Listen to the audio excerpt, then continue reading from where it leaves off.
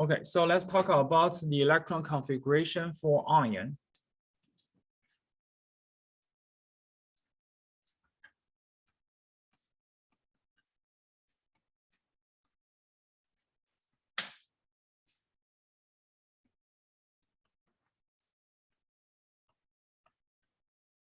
Of ions. Okay, so give you one of the examples. Okay, for example, let's see nitrogen. Okay, nitrogen. So now the nitrogen they have ion is like this, N3 minus. For those nitrogen ions, okay, and then you can see how many electrons it is. So when you do the electron configuration for ions, you have to know how many electrons it is. If you don't know, then you don't know how to do the electron configuration, right? So let's see.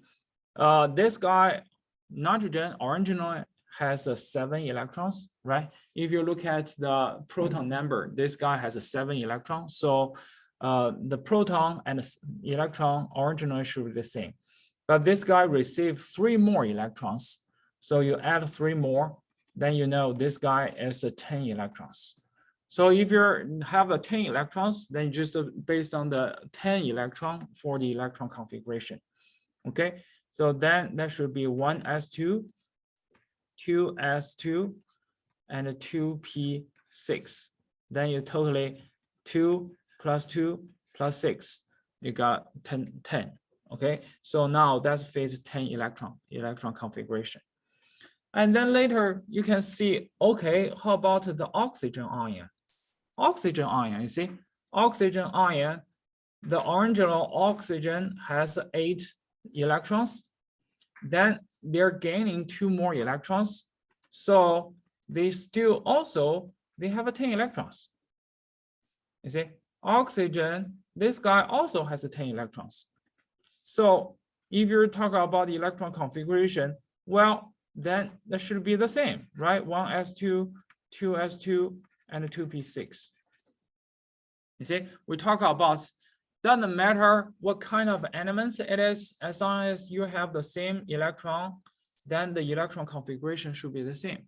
So you see, the nitrogen ions and the oxygen ions, they have the same electron configuration, okay, as long as they have the same ions. And if you look at the fluorine ions, well, it's the same thing, because of fluorine, originally this guy has 9 electrons, and you got 1 more electrons, so this is also 10 electrons. You see, so they should have the same electron configuration, then just like the fluorine, just like the other one. And if you look at the neon, neon is the noble gas. Neon has 10 electrons in total. Well, then you should know, okay, what is the electron configuration? Well, should be the same, right? Just like the previous one. And let's see several more. So how about the sodium ions? How about the magnesium ions? So how about the aluminum ions? Then you can just go ahead and count. Sodium, this guy is 11 elements, 11th elements. So the original, this guy has 11 electrons, but they are losing 1 electron, you see. They are losing 1 electron because of 1 positive charge. So you subtract 1 electron, and this guy also has 10 electrons. And the magnesium has 12 electrons at the beginning. Then they're losing 2 electrons, so they also has 10. Aluminum original has 13 electrons. They are losing 3 electrons, so this guy also 10. And then did you recognize, okay, so all of those ions has 10 electrons. So they all have the electron configuration the same. 1s2, 2s2, and 2p6. Wow, how come? How come those elements would like to be the same electron configuration? And you can remember here, they just like do the electron configuration just like the neon. You see, all of those are what's the nature happens. Doesn't matter it's a cations or anion. You see, those elements which is close to neon, they would like to losing the electrons, or would like to gain the electrons to become a neon electron configuration.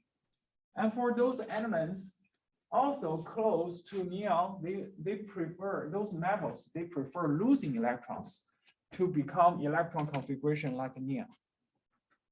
I mean, why? They should have a purpose, right? They should have a purpose. The purpose is neon, which is this guy. This guy has the most stable electron configuration for those ions. Okay, those are most stable. It's stable.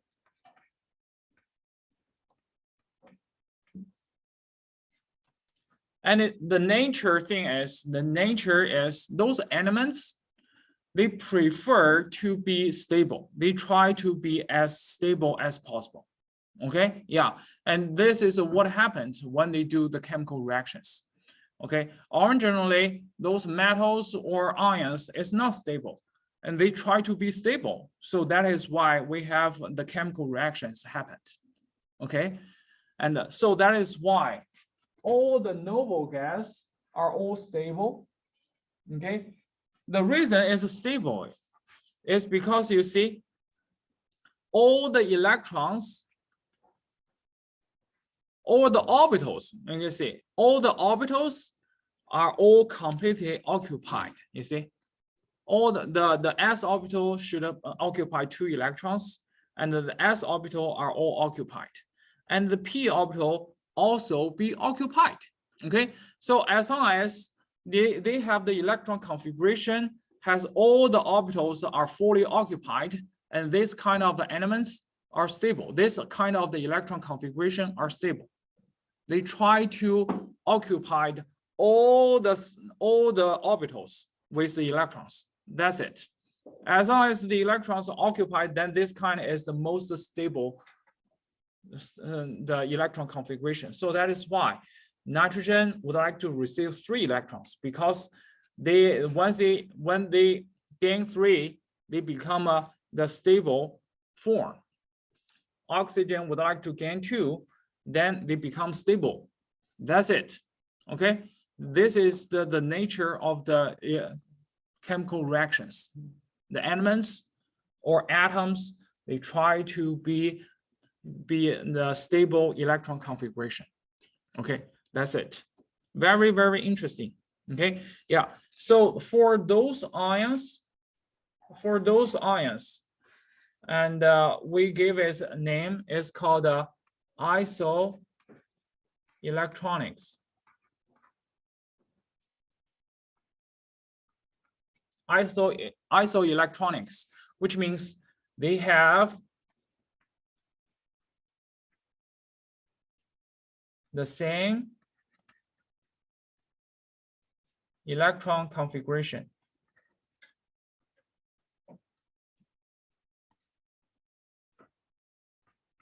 You see, those are, doesn't matter as atoms like a neon or ions, cation or anion, those are has the same electron configuration, and we call them the same name called isoelectronics. Okay, not just the nitrogen, oxygen, fluorine, neon, sodium, magnesium, and aluminum. If you're talking about something, the bottom, the next row, you can see the similar things. Okay, for example, phosphorus, and sulfur, and bromide, and argon, and the potassium, calcium. So those guys, you see, those guys are all isoelectronics. Those are also isoelectronics.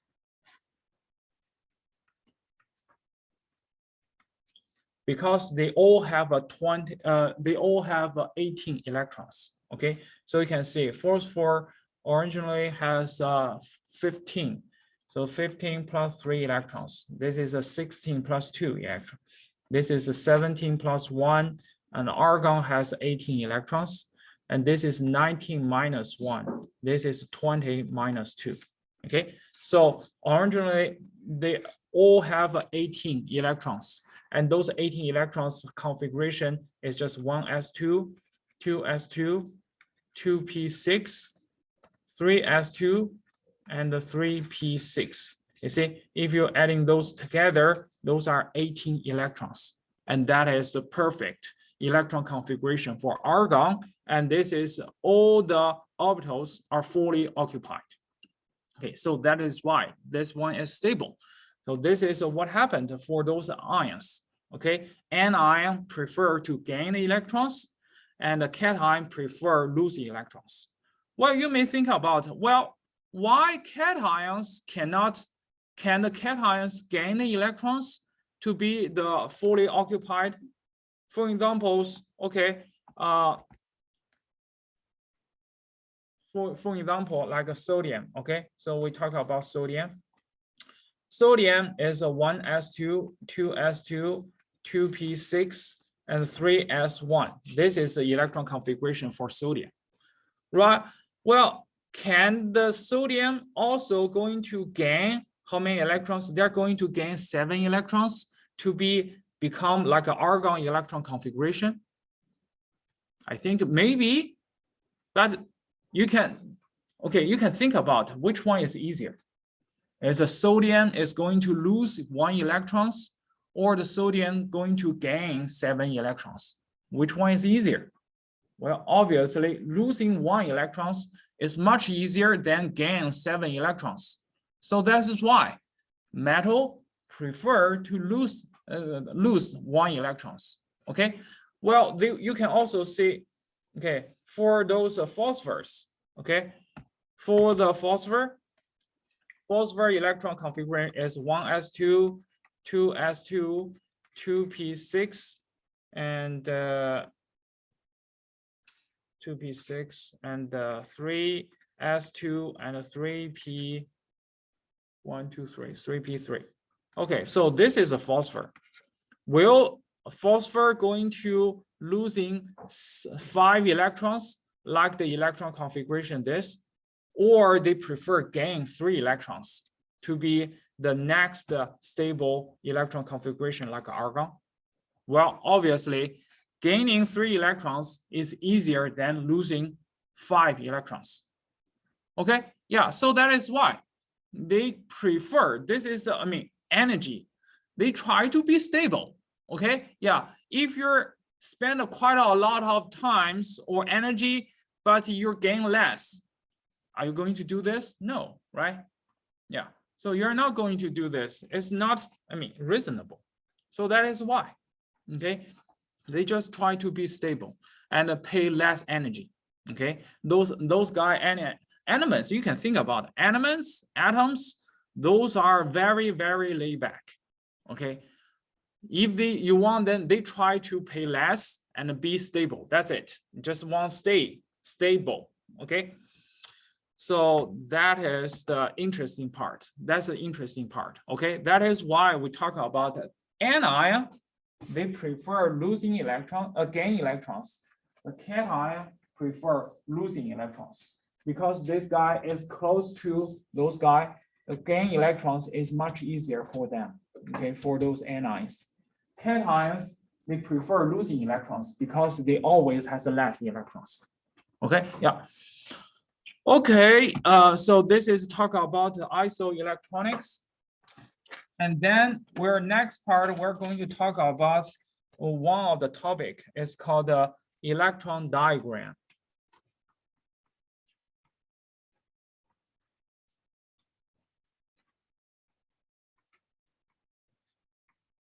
Electron diagram is similar like the electron configuration, but they are going to talk about the more detail about electron configuration.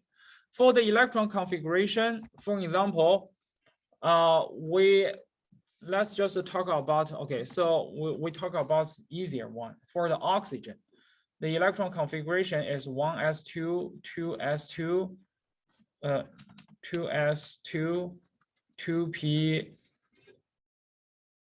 1, 2, 3, 4, 2p4. So this is the electron configuration for oxygen. Okay, you know, okay, so there's a 2 electrons on the s1s orbital and 2 electrons on the 2s, 4 electrons on the 2p.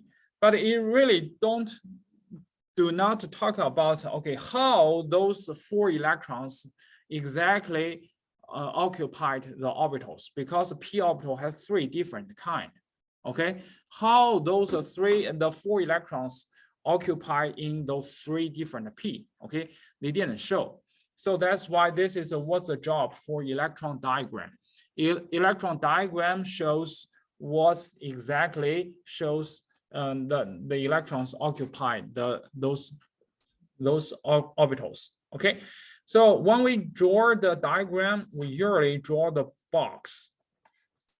Each of the box is represent for different orbital. For example, I mean, s orbital, they only just has only one kind, so you just write one box. 2s orbital, the subshell, 2s well, the number plus those orbital, and we give it called a subshell. I think you already heard this before, subshell. Okay, so 1s is a subshell and also is the first shell, because the first shell only just 1s. But two orbital, 2 shell, second shell has 2 orbitals, 2 subshells, 2s and 2p. So 2s is one of the subshell in the 2 second shell, and the 2p is also one of the subshell in the second shell. Okay, so now 2s we only have one kind, because I mean s orbital only has one kind. But since the 2p, p orbital has 3 different kind, so that's why we put the 3 boxes over here. Each of the box represents one of the p. Okay, yeah. And we are writing like this is because those has the same energy, so we just put them together. And you're gonna recognize from left to high to the right, the energy is getting higher. Okay, the energy is getting higher. So the lowest has the lowest energy. All right, so when we fill the electrons over there, what do we do? We're going to fill the electrons. For example, in the s orbital, they only have 1. So we're going to put in 2 electrons over there. One is a spin up, one is a spin down. So there's an arrow. There's an arrow shows up there. One is a spin up, one is a spin down. So that's 2 electrons. For the s orbital, 2s is the same thing. We're going to have 2 electrons. But when we fill the p orbitals, is different. Based on the rule we talk about, you're gonna assign 1 electron spin up on each of the orbital first. And then if you have more, you're going to fill more in there. So for the 4 electrons, you're going to fill 1 on each of the orbital first, and then we have 1 more to go. Then you're going to fill another 1 in the first. So in this case, you will see the first p occupy 2 electrons is fully occupied, and the second and third p only just has 1 electrons, and those guy is not paired. It's not paired. Does it make sense, right? Yeah, so that's why this oxygen needs 2 more electrons to pair with those single electrons, and then they're done. Okay, they're fully occupied. So this is what we call the electron diagram. Okay, this is telling you how the electrons really assign in these orbitals. Okay, really assign in these orbitals. Well, let's talk about one more about the carbon. The carbon electron configuration is 1s2, 2s2, and 2p2. So in this case, well, you're still going to draw a box. So this is 1s, 2s, and 2p. So you're going to fill those electrons for the s orbitals. and then you're going to fill another. Now we only have 2 electrons. So if you only have 2, then we can only just put 2 electrons on the first 2, right? And you're gonna leave the last one as empty. Okay, so in this case, only just the first 2 is occupied with electrons. The last one is empty without any of the electrons. Okay, so this is what we call the electron configuration for carbon. That makes sense, right? Okay, so now go ahead to do one more practice for electron configuration for aluminum. Electron configuration for aluminum. This is 1s2, 2s2, 2p6, 3s2, and the 3p1. So go ahead to write down what is the electron configuration for aluminum. Oh, sorry, electron diagram for aluminum.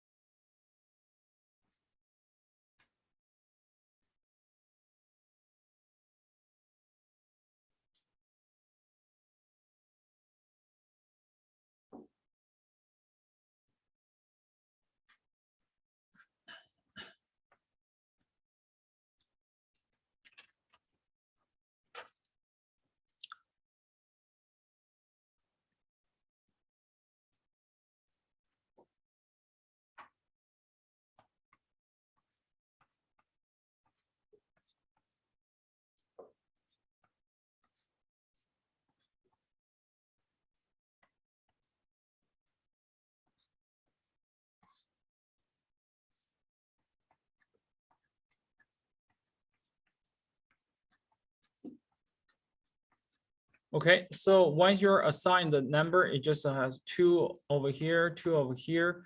And since P is fully occupied, it just has a 1, 2, 3, 4, 5, 6, 1, 2.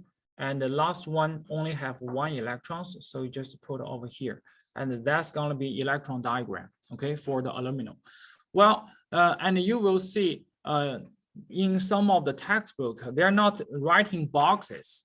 Instead, they just put in the line and write those orbitals underneath. For example, they write 1s and 2s and 2p and 3s and write 3p. So the people, they write like this, okay? So when you do the assignment, it's the same thing. You just write the 2 electrons over here. 2p, you're gonna write like this. Then that's it, okay? So some of the textbooks, they're writing like this, but I prefer writing the boxes. It's more easily to look at it, okay? Which orbitals they are in. Okay, so this is the electron diagram. This is called the electron diagram. And then let's take a break, and then we will talk about something new. Okay. And sorry, I don't have a chance to give you the practice, the catch-up practice. But I prefer once we finish the lab, the last lab, and then we are going to use in the later lab time to do the practice and review. Okay. Yeah.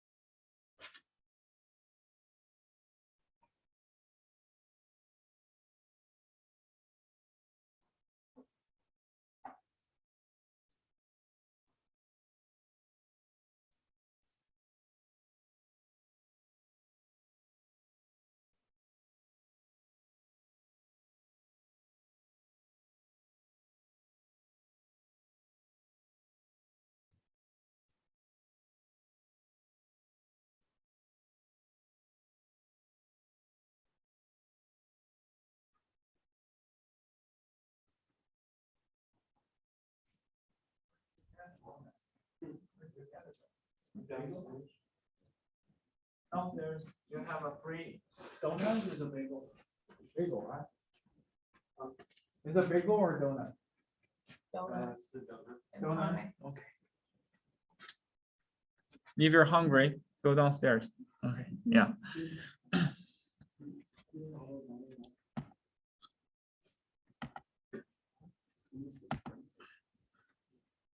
Okay, so I would like to do one more advertise. Okay, so the enrollment for the spring semester is open.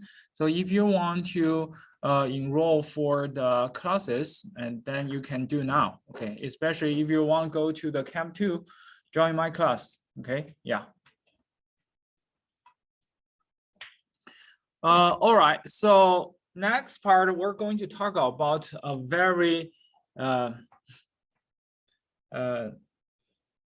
what is that called? Mysterious. Okay, the topic is called the quantum number. Okay, the next one we're going to talk about the topic is called the quantum number.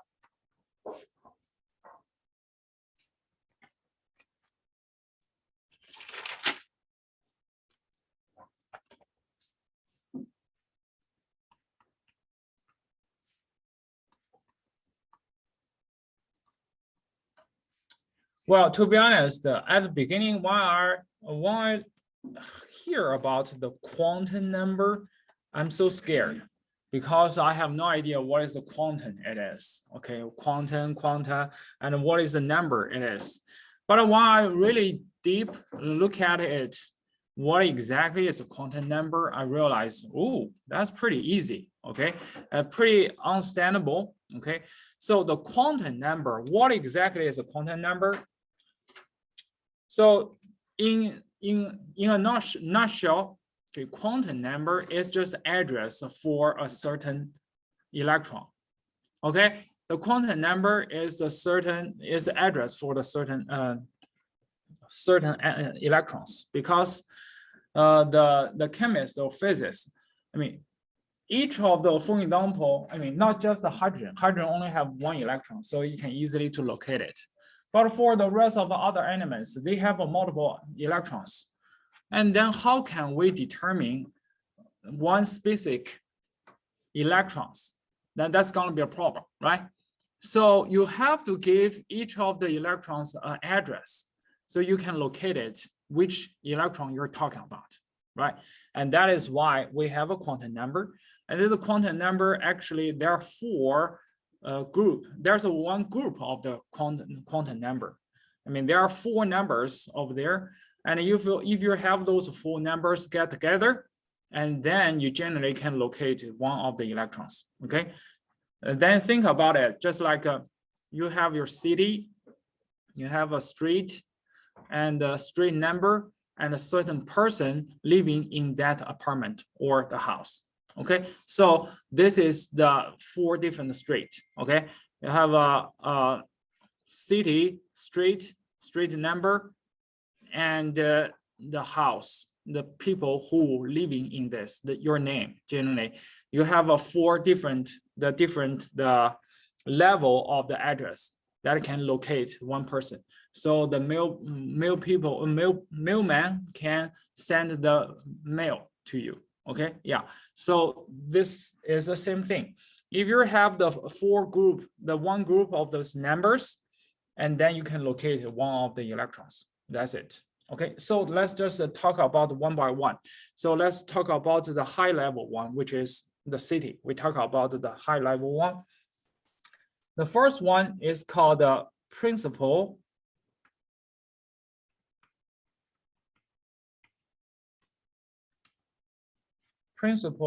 quantum number.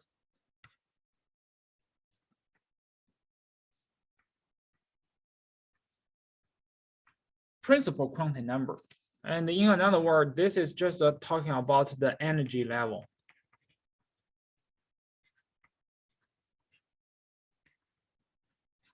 And this is the biggest number.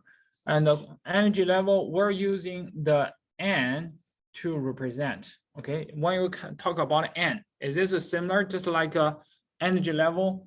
N equal to 1, N equal to 2, 3, 4, 5, 6, 7. Okay, so the energy level is the same N we talk about. It's just a level, and the N generally came from 1 to 2 until 7. So this is pretty much we're talking about. That is the quantum number we talk about. Okay, yeah. So N equal to 1. The N is from 1 to 7. Okay, yeah. So the second quantum number, okay, once you know, I can give you one of the example. So let's just write electron configuration for aluminum. Again, the same thing for the aluminum. Okay, yeah, the electron diagram for the aluminum. Let's just copy this down there.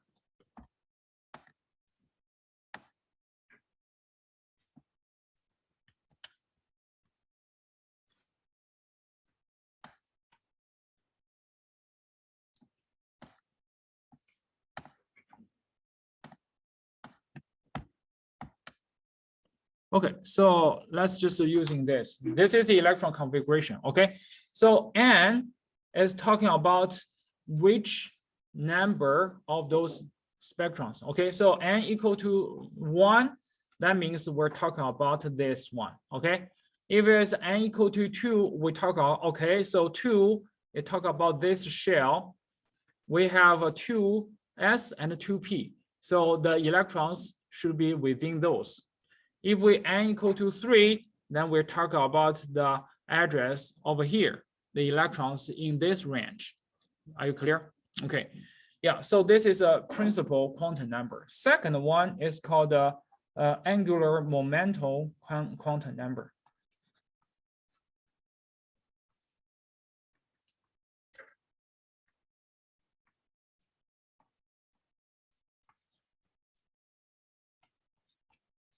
Angular momentum quantum number. Well, you don't have to understand what is the angular momentum mean, but just, okay, so the symbol is L.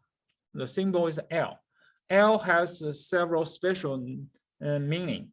L could be from 0 to 1 until n minus 1. You see, here is including n over here. Okay, so the L do have the relationship with n. So the L have to be n minus 1, from 0 to n minus 1. Okay, well, what does that mean?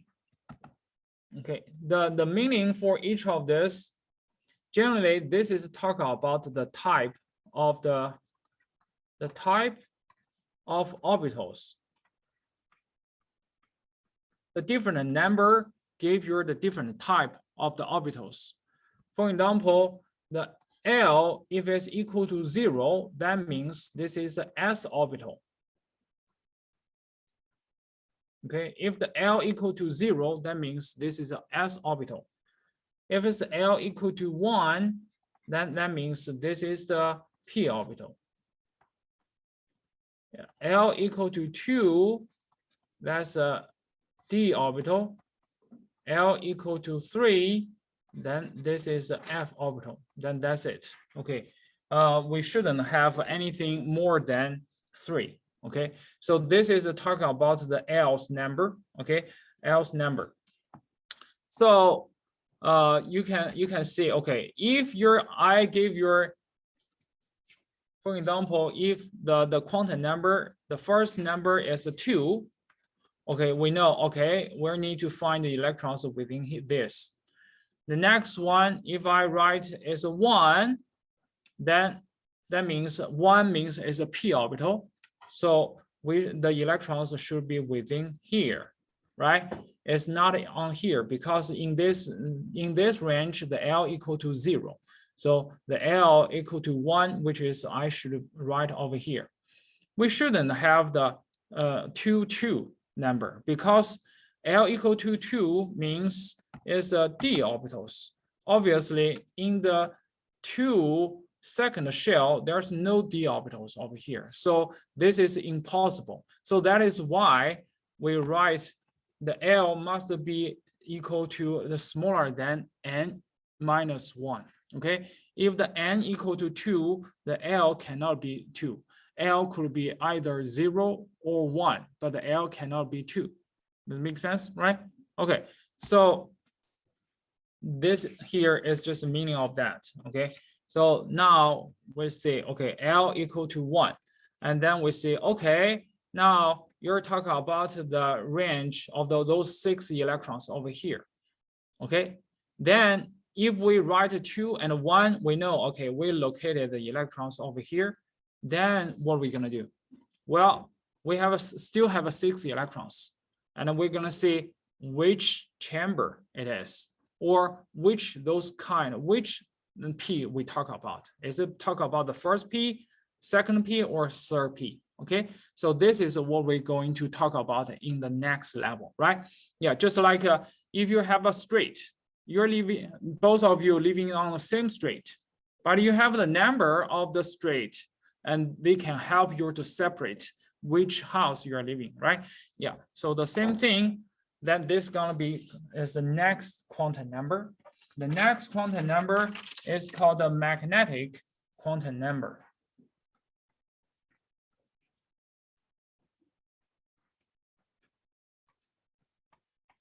Next now is called the magnetic quantum number. And this magnetic quantum number is called capital M sub L. Okay, M sub L. And the magnetic quantum number also is related to the L, It's from negative L to 0 to positive L. Okay, looks like it's pretty complicated, but it's pretty easy. Okay, let's see. Okay, what does this mean from negative L to 0 to positive L? Okay, so let's just, for example, if the L equal to 0, that means it's an s orbital, right?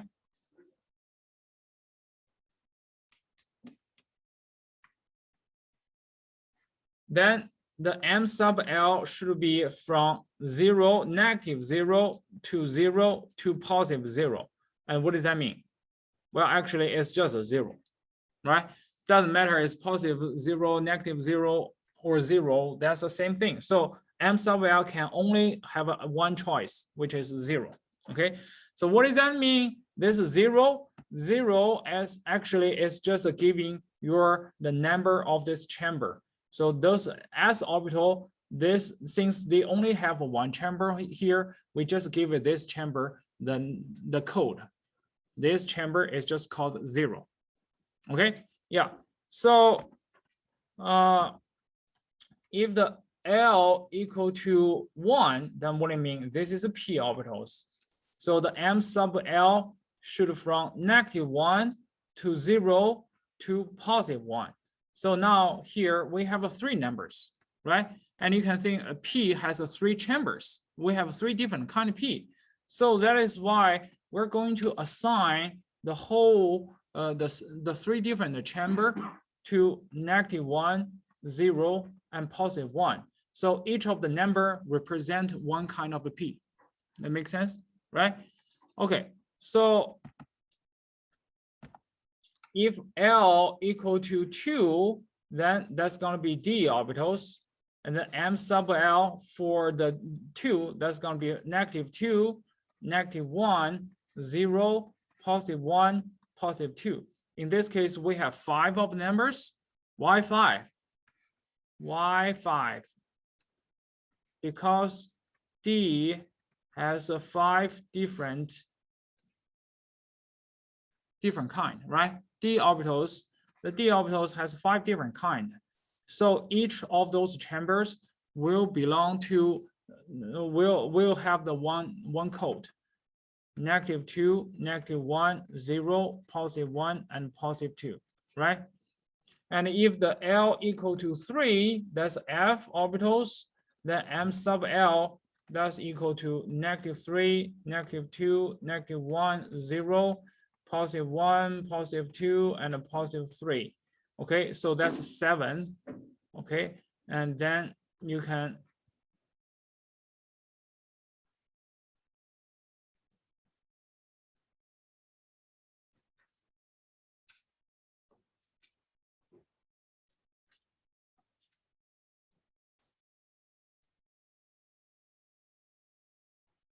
this guy has 7 chambers. It's just -3, -2, -1, 0, +1, +2, and +3. Okay, each of the number represents one of the chamber. That's it. Does it make sense? Does it make sense, right? Yeah. So that okay, looks like it's a pretty complicated, but actually it's just meaning they assign the numbers for each of the chambers. Okay, for example, now we already talked about 2. The 2 means the first 2, that means N. So that's talk about the big shell, okay? And the 1 is talk about the which subshell, okay? Which subshell. The one in the second, that means P orbital. So we talk about this. And if I assign this number as 0, then they give us, okay, which P we talk about. We have 3 P's, -1, 0, and +1. So now the 0 is telling us, okay, we're looking for this chamber, right? We're looking for this chamber. All right. And then once you're located this chamber, just like once you locate a house or apartment, we have a lot of people living in the same apartment. How can you identify those peoples? Then the name for the people, right? But here they give us another number.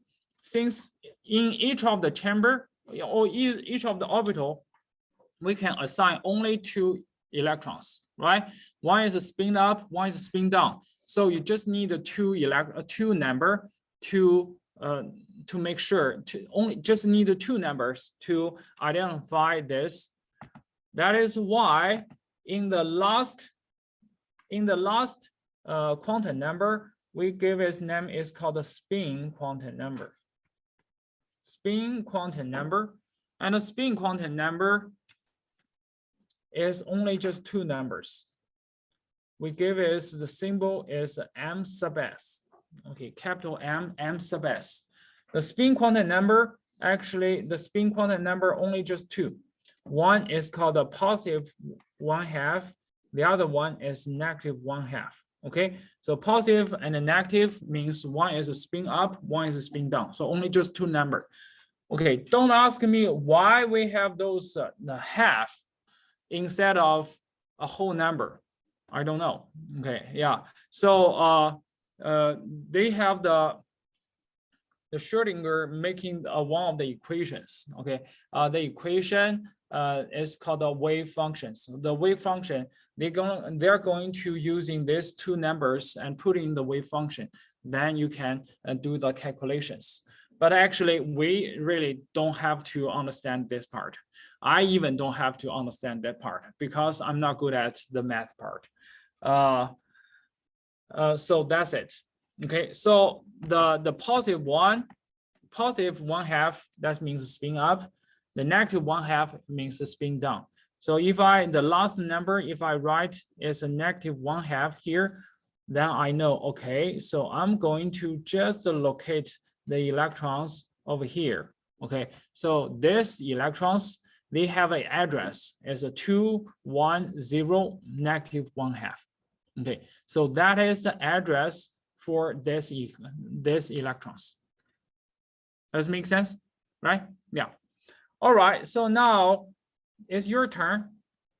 Okay, please go ahead to help me locate the electrons on this one, these electrons.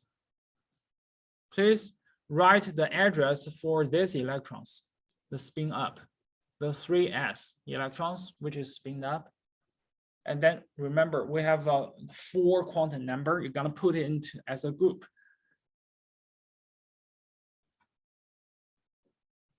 First, we talk about which shell. Okay, give it a number. And then we talk about which subshell. And then we talk about which house. And we talk about which electrons in there.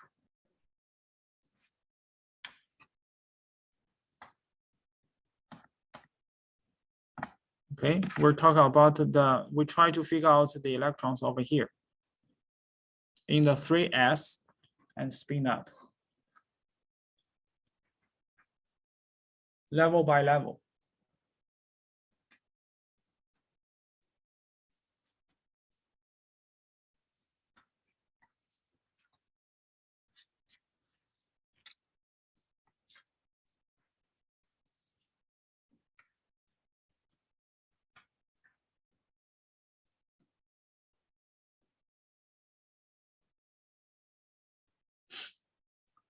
Okay, so we can just review it. Okay, so first one, this guy is in the 3s, right? So the first level is talk about the whole shell in the number 3. So the first number n is equal to 3. The second one is this guy in the s orbitals, right? It's in the s orbital. The next one, we talk about L, right? We talk about L. So this one is N, L, M sub L, and M sub S. So those are the 4 quantum numbers. L, since this is s orbital is 0, okay? L equal to 0, that means it's s orbital. The next one is M sub L. Then you need to base on, okay, if L equal to 0, M sub L can only be from negative L to the positive L, which means from negative 0 to positive 0. Then what is the number for L, M sub L? Obviously, there's only one number, which is 0. Okay, yeah. And then this one is a spin up. So this one is a positive 1/2 over here. Make sense?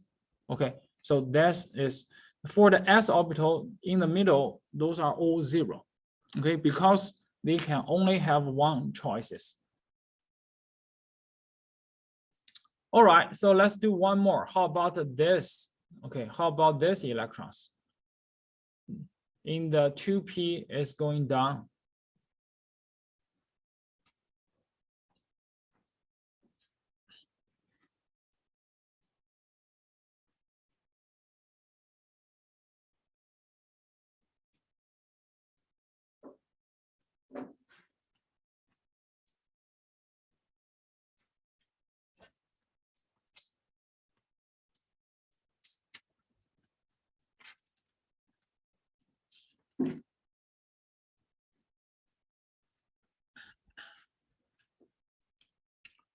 Okay, for this guy, again, the first one, since this is in the 2, energy level 2, so you write 2 over here. And then this is a p orbital, so obviously L equal to 1, that's a p orbital. L equal to 0, that's S. 1, that's a p, okay? So now we're looking for this chamber. We're not looking for this and this. So this chamber is represent positive 1. So you're gonna write positive 1 over here, or just 1. And the next one, since this guy is spin down, so then negative 1/2 over here. So that is the group of this quantum numbers, and then it will represent what is the mean. Okay, so this is one way to using the quantum number to solve the problem. The other one actually is maybe it's easier. It just I give you a group of those numbers, and I try to figure out which one. You will try to figure out which one is feasible. Which one is feasible? Because not all the quantum give you a group of number, then those are feasible, because some of those numbers need a requirement. For example, right, L have to be n minus 1, smaller than n minus 1. Okay, the m sub L have to be from negative L to positive L. Okay, and the spin number have to only just those two numbers. Okay, so let me just writing the 4 group of those numbers, and then you can tell me which one is feasible. Which one is feasible? Or a group of number, which one is not feasible? Okay, so this one, which one is feasible? Let's see.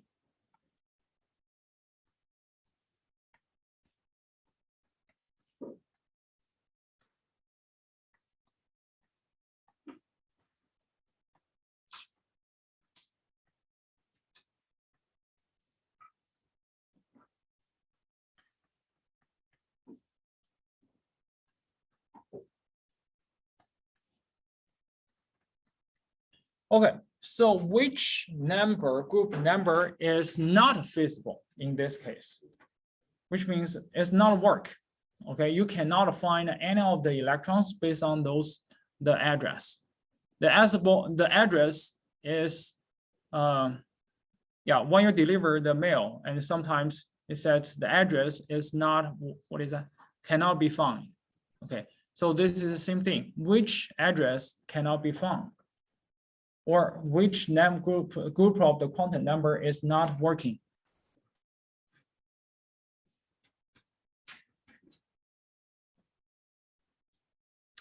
Because those quantum numbers has a rule, okay, right? They follow the rule. So we have A, B, C, and D. Okay, so now we have A, B, C, D over here.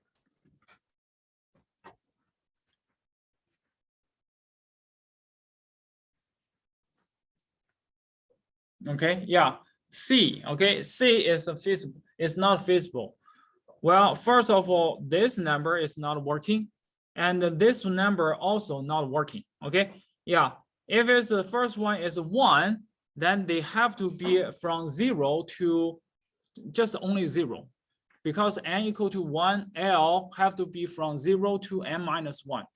1 minus 1, then that's 0. So L can only be 0. I mean, nothing else. So in this case, if you see the first number and second number the same, so definitely it doesn't work. Okay, and also even if the second one is number 1, the third one cannot be 2, because the second one is L. M sub L, which is the third one, can only be from negative L to 0 to positive L.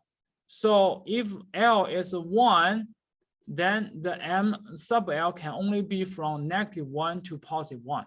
Okay, there's no way to have a number 2 over here. So those two definitely are not right. Okay, so generally, if you're talking about the multiple choices questions, this is kind of the questions we'll give to you. Shows your several numbers, and you figure out either which one is working or which one is not working. Okay, yeah. So this is the quantum number that we're going to talk about. All right, so let's have a break, and we will talk about something else.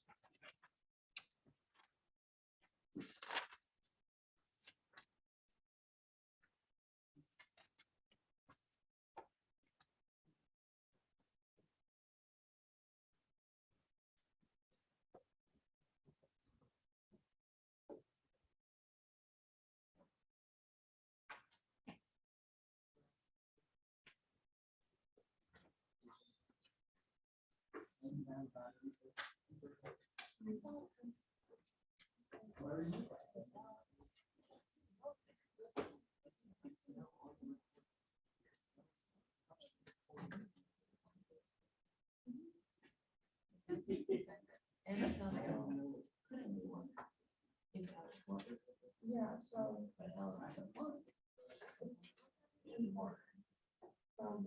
It says one, so one is one S. So therefore it can't be. So. The one. One.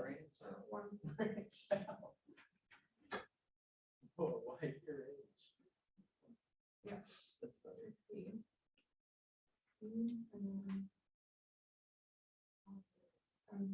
better. Next part. Sorry. And then they can't see your notes properly because I don't know where you put it. Okay. So. You get the one. Yeah, one. Yeah. And then.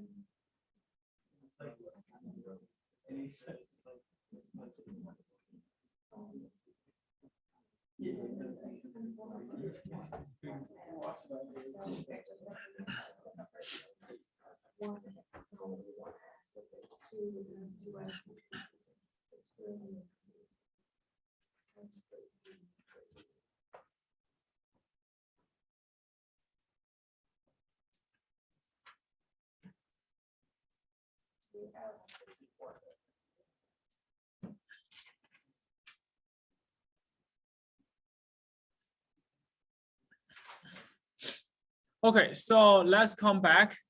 The last part we're going to talk about here is called the periodic trends. Periodic trends.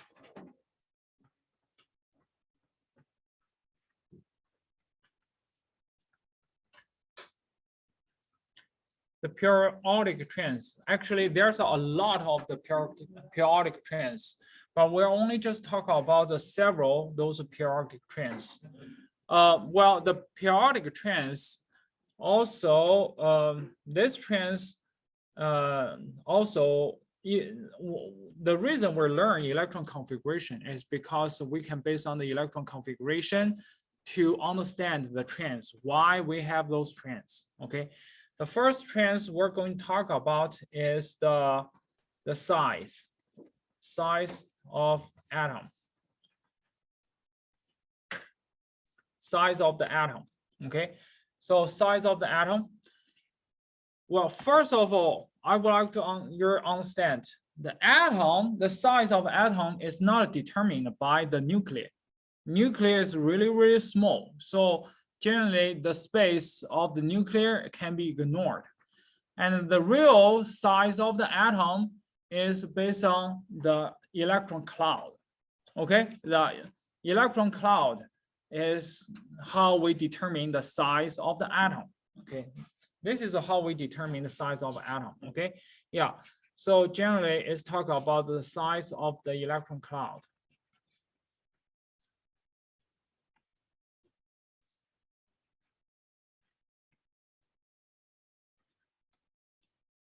Okay, yeah, so if you look at the periodic table, here is the periodic table. The major trends, they're having two trends over here, but we can combine those two trends together. One trend is from vertically. One trend is on the vertically. The size from top to the bottom, the size is getting bigger.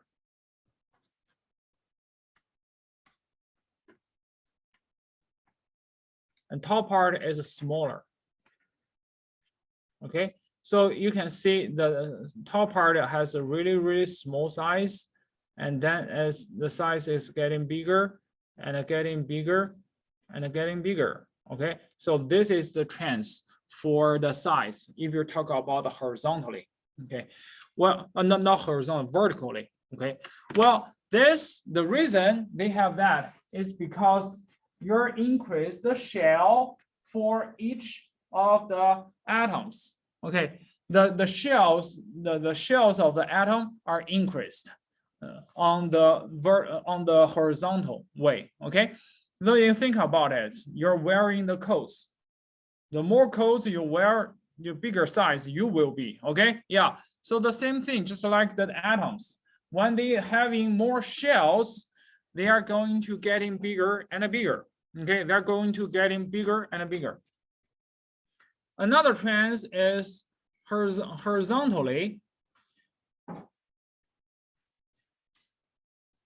From right side to the left side, the size is getting bigger.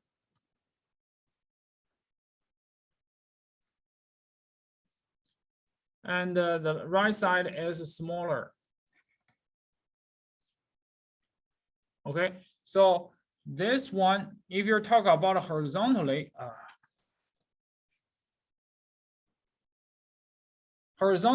this guy is also from right side to the left side is getting bigger.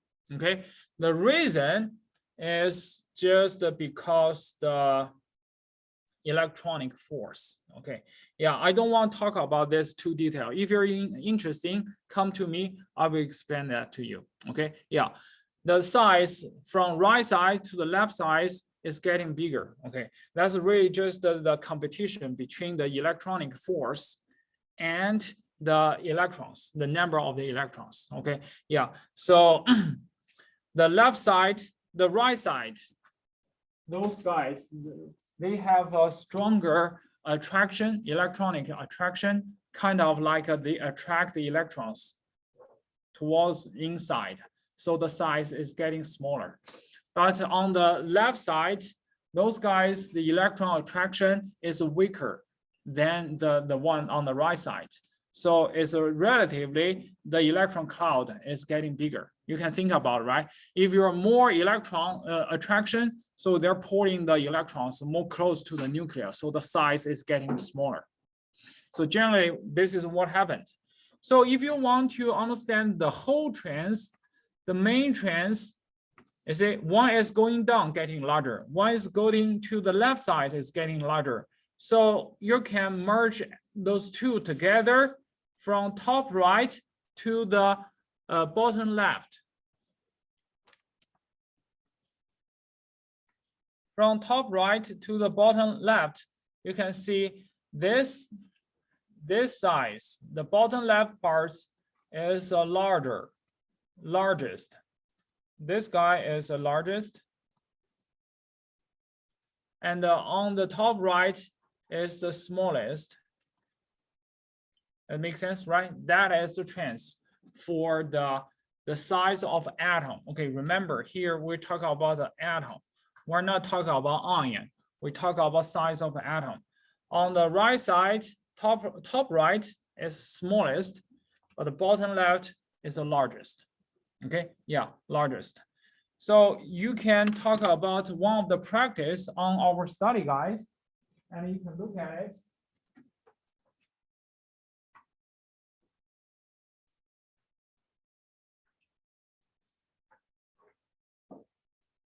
Let's turn to the page 15. Page 15.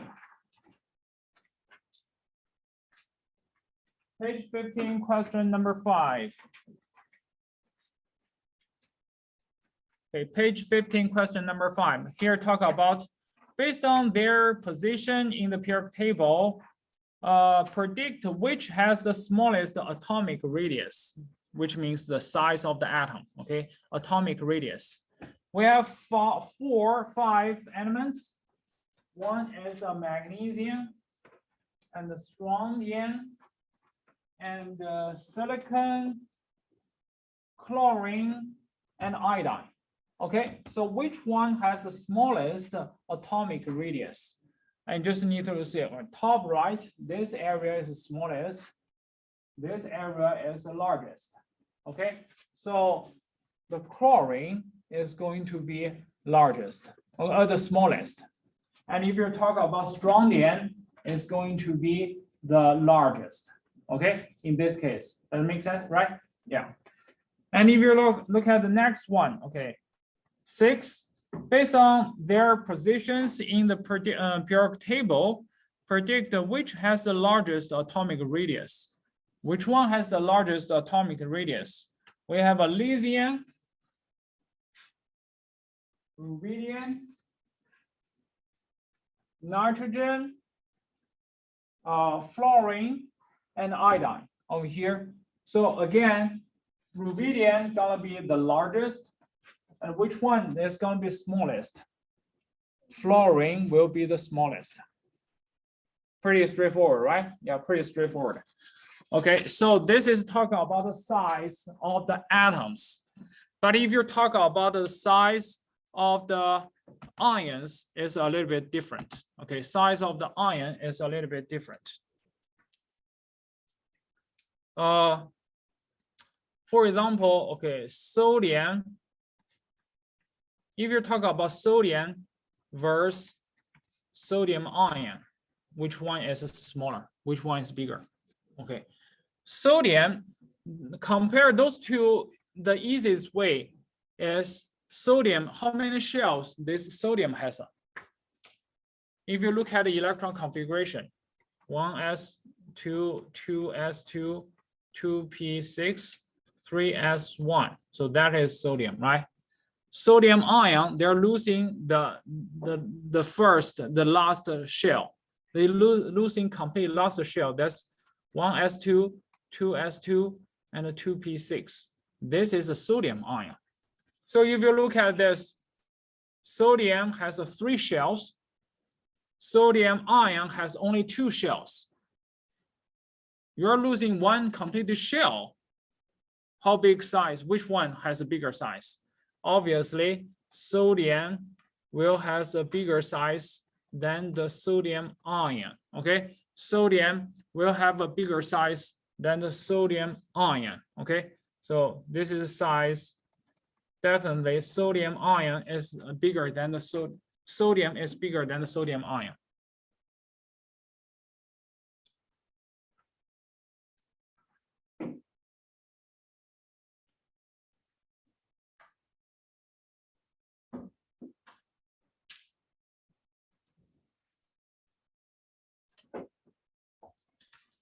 But if you have the fluorine and the fluorine ions, that's how do we determine this guy gaining one of the electrons, right? So this is 1s2, 2s2, and 2p5. This is 1s2, 2s2, 2p6. Okay, so this guy gaining one of the electrons. Okay, this one has 1 less electrons. The explanation over here, so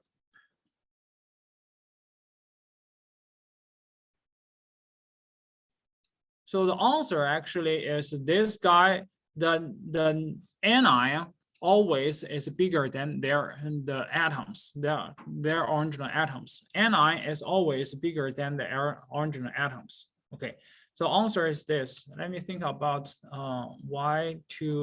how to explain this.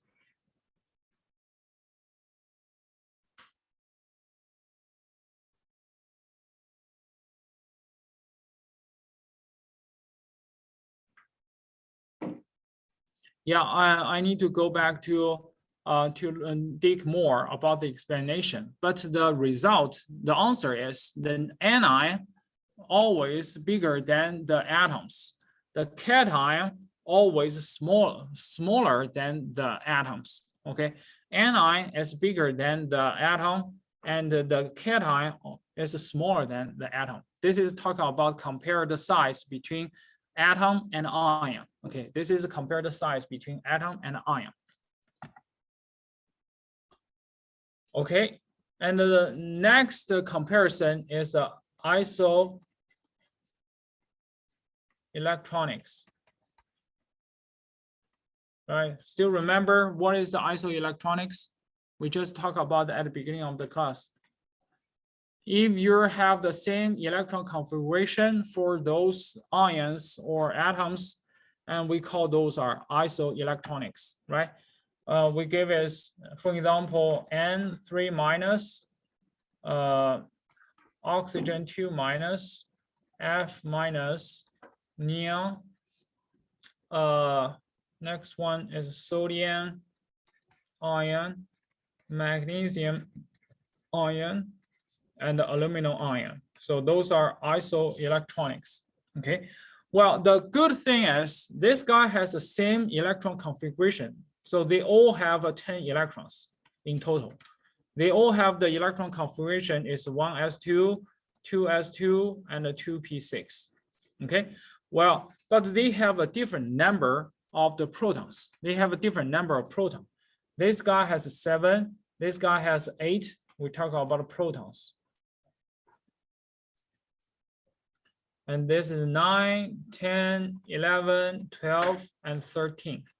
So the rule, you can think about, okay, the electronic force.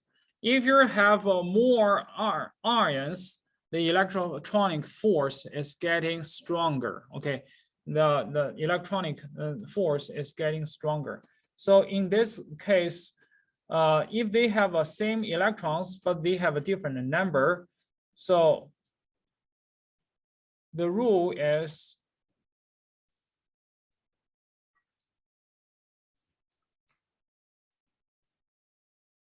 the smaller size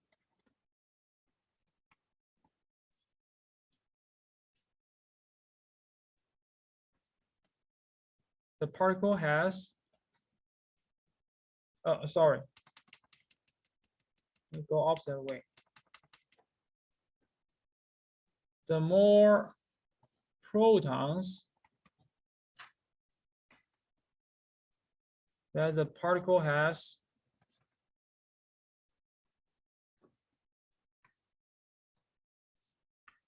the smaller size it will be. Okay, yeah. If you have more protons, and then you're gonna have a smaller size, okay? Because you have a more proton, you're gonna have a more electronic force, then they're going to attract the electron cloud getting smaller, okay? So if you're talking about the size, nitrogen has less protons. So this guy should has the largest size among those particles. So nitrogen larger than this, oxide larger than fluoride, fluoride larger than neon, neon larger than sodium ion, sodium ion larger than the magnesium, magnesium ion is larger than aluminum ion. Okay, so the more the more proton that the particle has, the smaller size it will be. Aluminum has 13 protons, so they have a smallest size. Okay, so this is how we compare the size for the isoelectronics. Okay, so this is how we compare the size for the isoelectronic size. Okay, so we're done for today, and we're going to move to the lab. And give me like 10 minutes. I need to set up the lab, and then we will work on this. Okay.